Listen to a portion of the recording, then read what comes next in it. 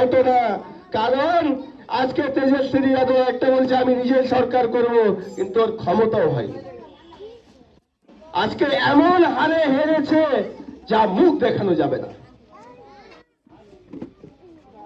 মুসলমানের ভোট নিবেন, মুসলমান চেয়ার উঠাবে, মুসলমান চা নিয়ে আসবে, মুসলমান আপনাদের পিছন পিছন ঘুরবে, এই জামানা শেষ হয়ে গেছে।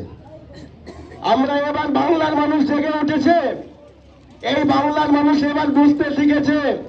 প্রত্যেক জায়গায় আমার মিটিং হচ্ছে, প্রত্যেক জায়গায় মিমের মিটিং হচ্ছে। এবার আমরা 2026-এ প্রত্যেকটাকে দেখিয়ে দেবো যে মিমও একটা দল ছিল যে বাংলার মধ্যে সেইভাবে গর্জে উঠেছে। কারণ আজকে পশ্চিমবাংলায় 40% মুসলিম,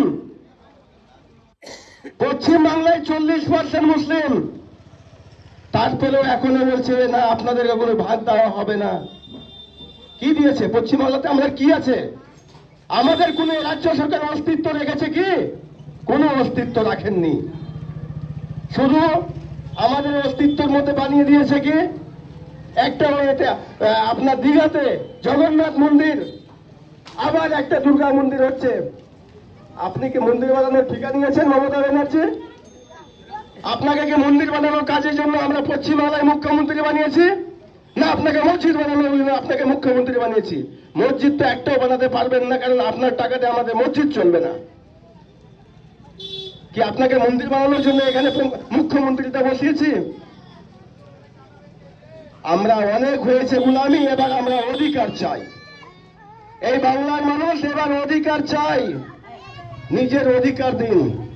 অনেক গোলামি হয়েছে, এবার নিজের অধিকার চাই।